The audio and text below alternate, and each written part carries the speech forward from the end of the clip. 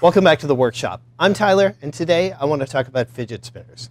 They've been around for a while. Just about every maker under the sun has made one, and you're probably sick of hearing about them by now. That's why I want to make one that does something useful.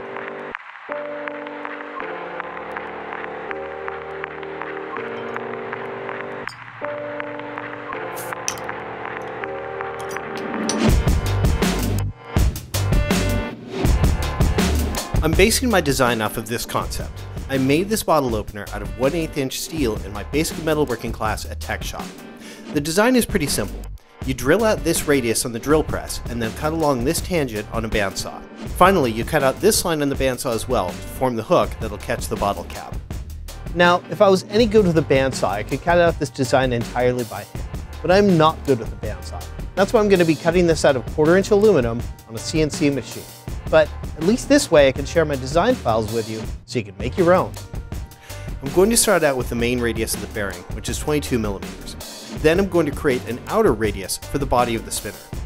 Before I go any further, I'm going to split the circles in half. That way I can just design one side and then duplicate it to the other so it's perfectly symmetrical. Next, I'm going to create the inner and outer circles for the hook that catches the edge of the bottle cap. Draw one line that's tangent to the top edges of both circles, and then draw another line that's tangent to the inside of the hook to the outside of the main body. Then draw an angled line to form the edge of the hook. Use the trim tool to clean up the extraneous lines and reveal our design. The last thing we need is a little bump in the middle of this line. This will act as an anvil that will give us a little bit of extra leverage when prying the cap off. Fill it out any sharp edges. When you're happy with your design, select all of the elements and then duplicate it using the circular pattern tool, and then extrude the sketch to your desired thickness. I'm using 1/4 inch aluminum, so for me it's 6.35 millimeters. I'm an amateur machinist on the best of days, and the x-carve isn't the best tool for this job, but after a little bit of trial and error and finding the right setup, I'm happy with the results I'm getting. The bit I'm using is a 1/4 inch 2-flute upcut bit. I'm getting decently small chips with a feed rate of 30 inches per minute, and there isn't much deflection with a 0.02 inch depth of cut. I'm cutting dry and blowing the chips out with my shop vac. There's a little bit of heat in the metal, but it's not building enough to start galling.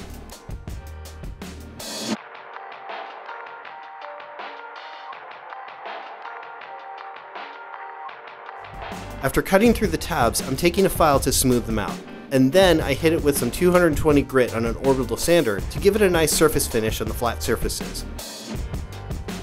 Finally, I'm adding the bearing. The tolerances are very loose, so I'm using some epoxy to glue it in place, taking care to keep it clear of the bearing races. Finally, I pop out this outer shield. These bearings aren't grease packed, they just have a really light oil, so they don't need any cleaning, but you might want to do that beforehand if yours do.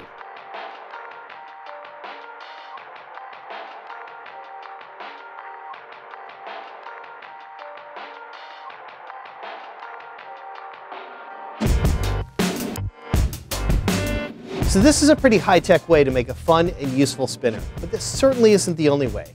Be sure to check out Caleb's video about how to make a fidget spinner with almost no tools.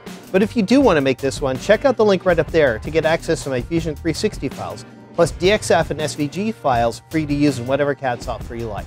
Thanks for watching. We'll see you in the next video.